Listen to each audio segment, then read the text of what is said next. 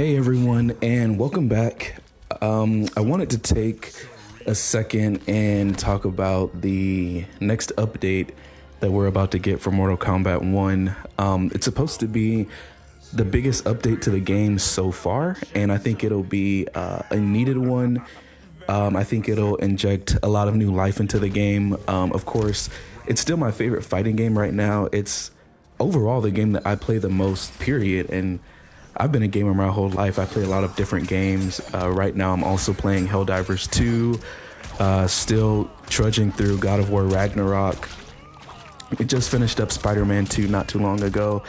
But I think this next update will be a ton of fun. So what are we going to get with the update, which will be in like 2 weeks, by the way? I think right at 2 weeks. So we get a new character, and that is always fun. So Peacemaker, I wasn't really that aware of or much of a fan of Peacemaker before he was announced to be DLC for this game. But once they did announce him for Combat Pack 1, I didn't actually watch the show or movies. I just kind of looked at some highlights online of like his fight scenes and stuff. And to be honest, I think I really don't understand the character all that much. I think he switches helmets to get different powers or abilities or something like that. And I think that could really lend itself to a lot of gameplay options, kind of like switching stances for some characters in the game. I think that would be cool.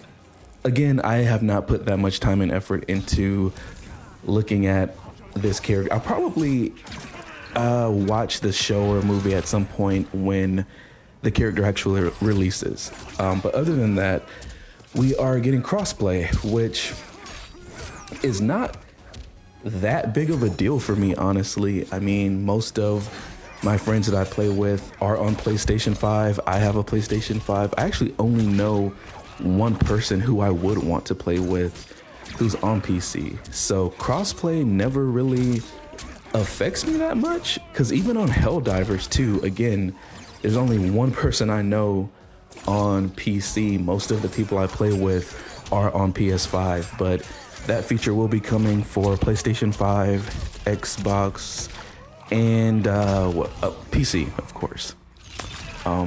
Aside from that, we get a new season. So this is Melina's season.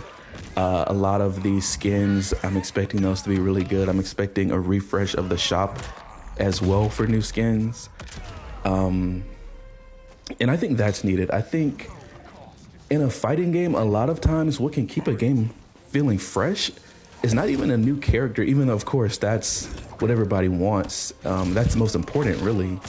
But just refreshing the skins, like a new skin can make a character that you already play feel totally different, even though you're doing the same combos, the same moves.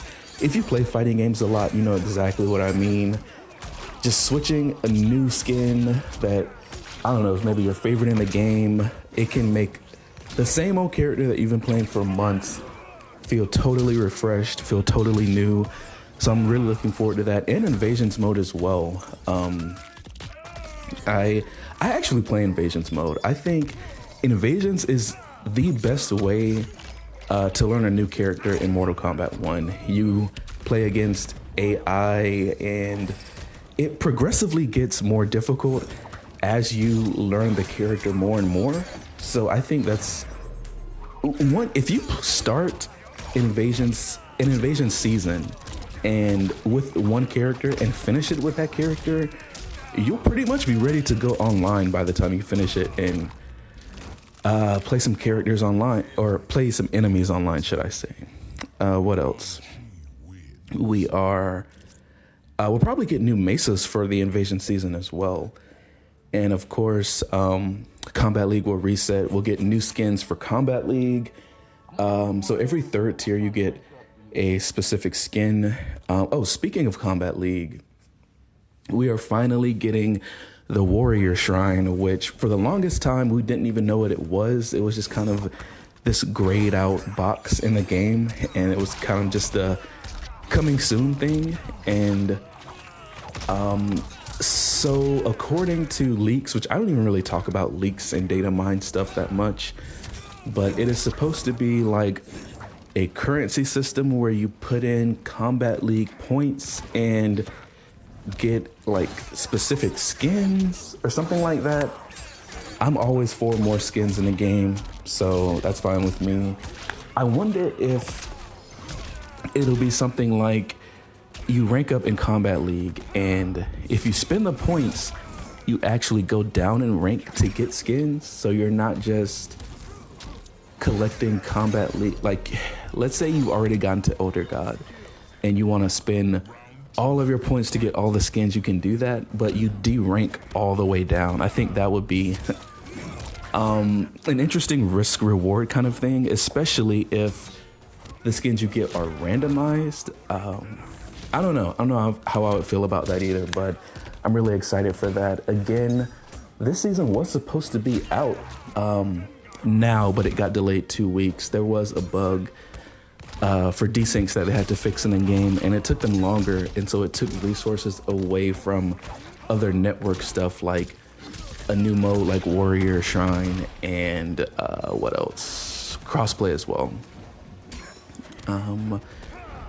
Also with leaks, they talked about more modes like a tag team mode instead of just like the cameo system. I think there's also more voice announcers that we'll be getting. I think the ones I have now are Shang Tsung, Johnny Cage, Geras, the default announcer, and I don't know how people unlocked it, but I think Sindel is a voice announcer as well. I don't have her as a voice announcer. I hope that we get more skins for the DLC characters like Quan Chi and Omni-Man. I hope that Peacemaker's with a fair amount of them as well. And yeah, I think a lot of people are really looking forward to this season. Unfortunately, season 3 has been the longest one. So when the game was first announced, they told us that each season would be like 6 weeks. So basically like a month and a half.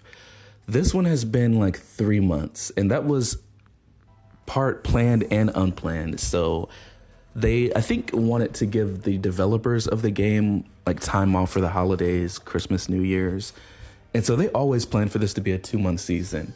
And then with the delay, that kind of ended up making it a 3-month season. So I think we are all excited to finally get refreshed skins, a new character, new invasion season, crossplay, and I think it's a great idea that they're dropping all of this at the same time. And also the Warrior Shrine, I forgot to mention that.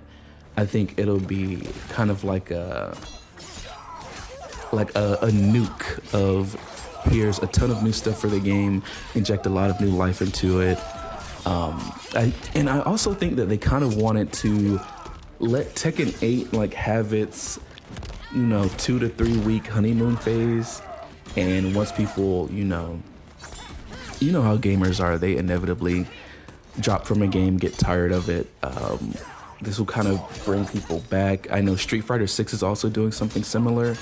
They're releasing Ed, their new character, I think around the exact same time as this Mortal Kombat update is supposed to go live. So I think that was pretty smart on their behalf to let Tekken kind of have it shine and say, okay, now that that's kind of over with, come back to Mortal Kombat, come back to Street Fighter. Makes a lot of sense. I'm not mad at that decision. Another thing that I wanted to discuss, I'm actually blanking. What was that other thing I wanted to talk about? Oh, I finally remembered what it was. So I think,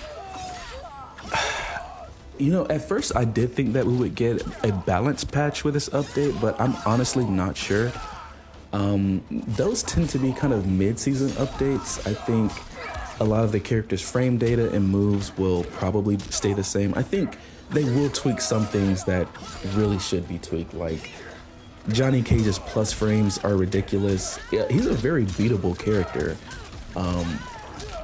I usually beat Johnny Cage like 4 out of 5 times online, I would say. Raiden's Storm Cell move, just do any unsafe thing in the Storm Cell. I think the chip damage for that should be reduced, and also the recovery. Like, even if you don't make it like negative on block, the recovery for that is ridiculous.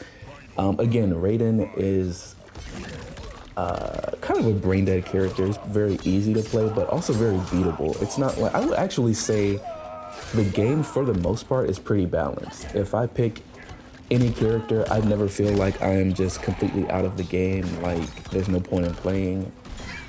I do have to think harder and make harder reads with some characters, obviously. That's just how fighting games work, but I never feel like it's just hopeless if I pick this character and they pick whatever character. Even Kenshi, they should alter some of his stuff, but he's not unbeatable either. It's not as bad as some people say. I think Street Fighter 6 is a way more unbalanced game. When you take into account characters like Luke, JP, Ken, in a lot of tournaments, you just see those three characters in top 8. But in, I think, the last 4 or 5 majors for tournaments, that is, for MK1, the top 8 is so varied. You see Reiko, Sindel, General Shao, Katana, Smoke, Raiden, Liu Kang.